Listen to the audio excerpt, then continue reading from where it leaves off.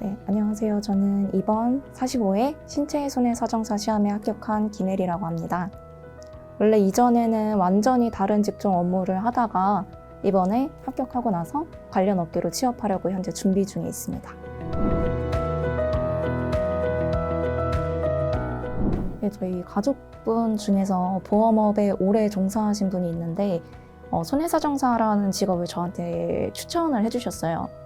그래서 처음에는 이게 뭐 다른 전문 직종보다는 좀 많이 알려져 있진 않다 보니까 저도 이게 구체적으로 어떤 일을 하는 건지 잘 몰랐었는데 막상 관심을 가지고 찾아보다 보니까 이제 다른 직종보다도 높은 수준의 연봉을 받을 수 있고, 그리고 전문직으로 대우를 받고 이제 평생 자격증이라고 하더라고요.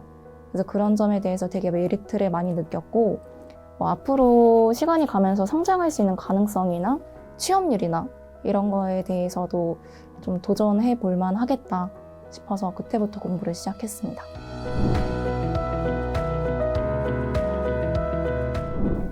먼저 손꼼사 카페랑 인터넷 검색을 통해서 좀 이제 유명하다라는 학원 몇 군데를 추려놓고, 그 다음에는 뭐 실제 수강생들의 후기나 커리큘럼이나 비용 이런 거를 좀 비교를 해가면서 선택을 했는데, 이패스 학원이 제가 봤을 때는 이제 비용도 합리적이었고, 그리고 커리큘럼도 되게 탄탄한 것 같아서 그래서 선택을 했습니다.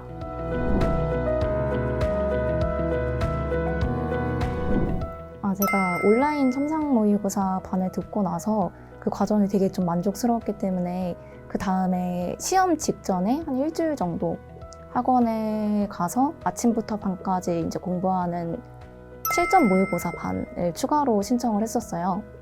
그래서 그때는 아침부터 저녁까지 스케줄이 있고 모의고사도 보고 강사님들이 해설도 해주시고 자습도 하는 시간이 있고, 그래서 실제 시험 스케줄이랑 똑같이 진행되는 과정도 있었는데, 그때도 강사님들이 거의 바로바로 실시간으로 1:1 첨삭을 다 해주셨고, 그래서 그 과정이 되게 도움이 많이 됐어요.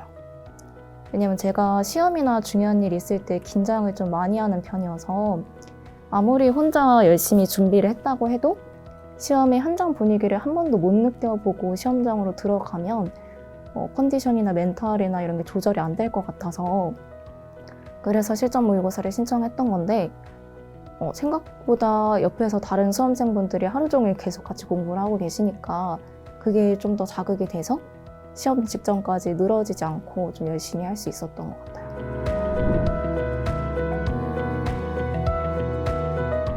일단 저는 공부 기간이 그렇게 많이 길지는 않았고, 직장 퇴사하고 나서 한 9개월 동안 전업으로 공부를 했었는데, 1차 시험 2달 전까지는 1, 2차를 이제 다 골고루 공부를 하되 1차 시험에 비중을 좀 많이 두고 공부를 했습니다. 보통은 이제 1차 시험이 난이도가 2차에 비해서 그렇게 높지 않고 객관식 시험이다 보니까 과락만 면하자라고 해서 공부하시는 분들도 많이 계신데, 저는 뭔가 1차 시험도 잘 보고 싶어서 1차 시험 때도 기본 강의를 5번 이상 정도 다 들었던 것 같고, 그리고는 이제 어느 정도 공부가 다 됐다고 생각했을 때 1차 시험 한 2, 3주 전까지, 그때는 이제 2차 과목을 몰두해서 하다가 또 1차 시험 직전에는 1차 문제풀이 여러 차례 반복하면서 그렇게 시험 대비했습니다. 일 차 시험 끝나고 나서는 2차 시험에 몰두를 했는데, 저는 전 과목, 그러니까 4과목을 다 골고루 공부를 했어요. 사실 제가 했던 거는 공부 전략이랄 게 많이 없고 그냥 특정 과목에 대한 순서를 따로 정하진 않았고요. 4과목을 다 돌아가면서 골고루 기본 강의를 최대한 많이 들었던 게 좀 도움이 된 것 같습니다. 문제풀이나 뭐 요약 정리나 이런 것도 다 중요하긴 하지만 그래도 결국 방대한 내용들 중에서 어떤 게 출제가 될지 모르기 때문에 특정한 뭐 요약이나 핵심만 보는 건 크게 의미가 있다고 생각하진 않았고, 그래서 기본 강의를 많이 돌려 듣다 보니까 출제 가능성이 낮은 뭐 브리타 문제나 이런 게 나왔을 때도 좀 최대한 감을 잡고 쓸 수 있었던 것 같습니다. 일단 저는 공부에 대한 시간이나 뭐 몇 회독을 해야 되겠다 이런 걸 딱 정해놓고 하진 않았고, 공부 계획을 장기적으로 세우기보다는 이제 일주일 단위로 짧게 해서 어느 날은 이 과목을 얼만큼 공부하겠다, 이제 이렇게 계획을 세워서 진행을 했고, 그래서 열심히 하는 날은 평균적으로 뭐 8시간 정도 공부를 했던 것 같습니다. 아무래도 합격에 대한 불확실성 때문에 좀 심리적으로 부담이 되더라고요. 왜냐면 저는 회사를 그만두고 공부를 했기 때문에 만약에 불합격하면 1년 더 공부를 해야 되니까 그게 조금 부담으로 다가왔는데, 당장 일어나지 않은 일 때문에 계속 스트레스 받고 있을 수는 없어서, 그래서 공부할 때는 최대한 집중하려고 했고요. 그리고 그날 세웠던 목표를 달성하려고 최대한 노력을 했고, 만약에 정말 공부하기 싫으면 그냥 하루 통째로 쉬는 날도 많이 있었습니다.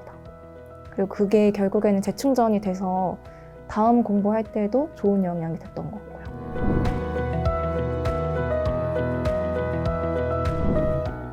이거는 사실 각자 성향에 따라서 결정하는 게 좋을 것 같은 게, 보통은 시험 며칠 전부터 일찍 자고 일찍 일어나고, 그리고 시험 직전에는 너무 무리하지 말고 컨디션 조절하고, 이런 게 제일 모범적인 답변일 텐데, 사실 저는 좀 벼락치기형이고 늦게 자는 게 익숙해서 시험 전날에도 이제 새벽까지 전 과목 다 놓친 거 없는지 최대한 숙지를 하려고 했고요. 왜냐면 아예 밤새고 가는 게 아닌 이상 다음날 하루 버틸 체력은 있으니까, 그래서 조금이라도 더 공부하는 게 저는 중요했고, 어차피 시험장에 들어가면 90분 동안 쉬지 않고 계속 답안을 써야 되기 때문에 졸 시간도 없으니까 최대한 많이 보려고 했었고요. 그래서 이거는 사실 시험 당일에 컨디션 관리가 중요하신 분들은 컨디션을 미리 며칠 전부터 조절해 놓는 게 좋을 것 같고, 벼락치기가 맞는 분들은 저처럼 그냥 전날까지도 최대한 하셔도 될 것 같습니다.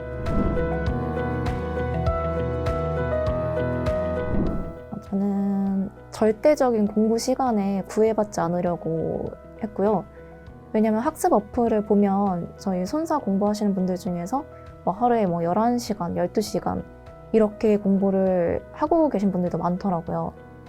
그래서 그걸 보고 자극을 받기도 했지만, 어차피 각자의 체력이나 집중도나 학습 능력이나 이런 게 다 다르기 때문에 그 시간만 보고서 무조건 오래 앉아 있는다고 좋은 게 아니다 라고 생각을 했고, 그래서 쉴 때는 쉬고 공부할 때는 최대한 집중해서 하려고 노력했습니다.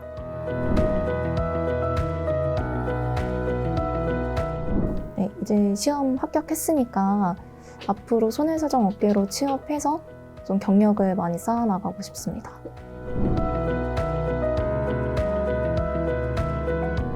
합격하기 어려운 자격증이라는 거는 그만큼 가치가 있다는 뜻이니까 포기하지 않으셨으면 좋겠고, 저는 개인적으로 손권사 합격 후기를 보는 게 되게 도움이 많이 됐거든요. 처음에 공부 시작할 때 그 후기들을 보면서 내년에는 내가 꼭 저거 써야겠다 생각을 했고, 실제로 그렇게 됐으니까 여러분들도 하실 수 있을 거라고 믿습니다.